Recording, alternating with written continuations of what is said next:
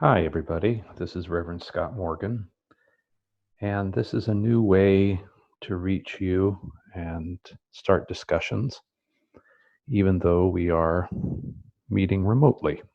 And it might be a nice blessing since we were looking for more modern ways to connect anyway. I had a very interesting sermon planned for last week on how does Jesus describe and view God, and not how we're supposed to behave, but the nature of God itself. And I'll save that for another time because it doesn't seem as appropriate now, because we should probably talk about the elephant in the room or the virus in the room and talk about the corona component. So I want to just recap how we got here and what that means and what it means to us as metaphysicians. And I think there's an unbelievable blessing here for us all. Apparently, sometime in December, we discovered, or China discovered, that there was a virus that was virulent, very strong, and probably started with the exotic animal trade, something called a pangolin, I believe you pronounce it. Apparently now it's not necessarily confirmed that was the source. It could be from bats and then through another carrier. But the point is that we contracted it, and we're very vulnerable to it, we humans. And to me, the beautiful part is our reaction to this. And I think here lies the metaphysics of it. If we as metaphysicians, and many people, see God as everything, that everything is God, and there is no not God, and part of our purpose is to understand God's laws above and beyond and through all things, then this virus too cannot be considered other. It is also God, and not as a curse or some kind of chastisement, but it is of God. It is godly. It is divine. And therefore we have a beautiful lesson here. Now, we as metaphysicians, we see ourselves and our denomination as a science, a religion, and a philosophy. And here the science comes into play, I think, because we always need evidence. We need evidence that this is good. We need evidence that the virus is of God. And there are three things that I find amazing. One, the number of articles that have been printed, they're not peer-reviewed, but they're articles about the virus, is being shared at an unbelievable rate, about 300, more than that, I believe. And this is global.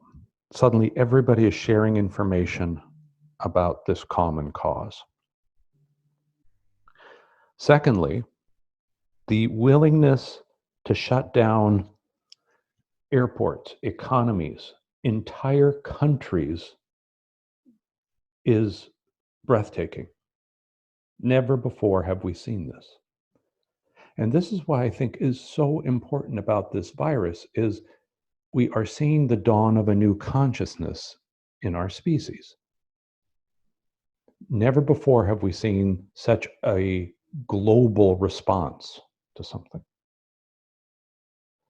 Which brings me probably to the third and most important one.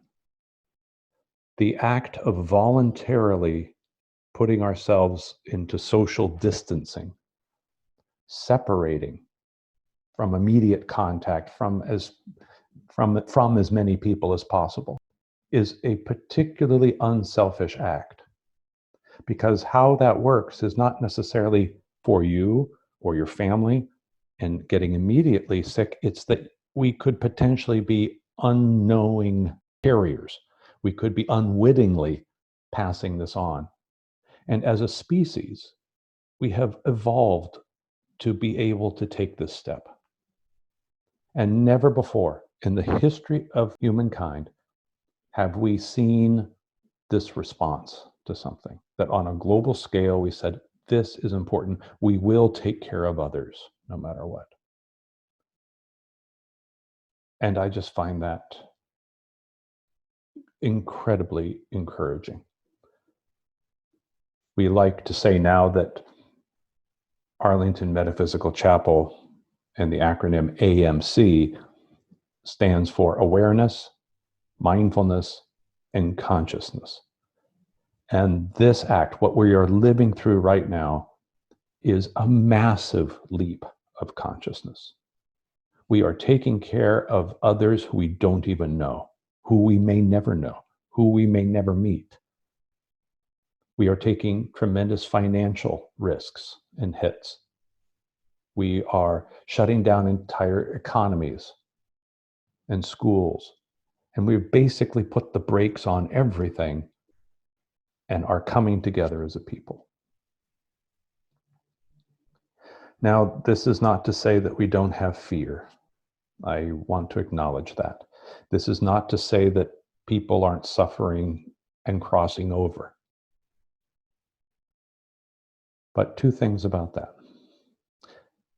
Remember, no soul crosses over without its permission. So either a previous contract or a new contract that says, yes, I will be part of this lesson. No one. We know that as metaphysicians. And to the first point about fear, that's always going to be there. We will always have fear. I have fear myself. I try not even to look at my retirement account. I'm concerned about my family and my wife's practice and my child in college. That's a human fear. And it may get worse. But underneath all that, and here we're looking at things from a spiritual perspective, it is a tremendous blessing. We may come to see over time that this virus that appears foreign, is in fact of us. It's inside us, and it literally is inside us. And therefore we can look at it, appreciate it, accept it as God, learn its lessons, and move forward. We might even come to see it in our deepest, most quiet moments, see it as a love bug that has brought a tremendous gift to us as a species. And this social distancing may end up proving to be our social unification. It may truly be, as I sense and feel and experience and see as evidence, that we are changing the way we treat each other.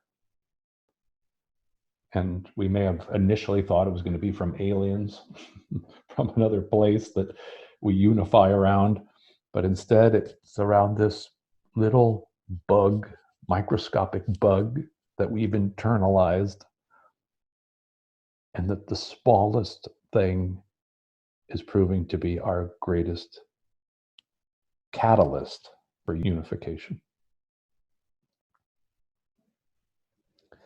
So I don't want to minimize, again, our fear. I will have it, you will have it.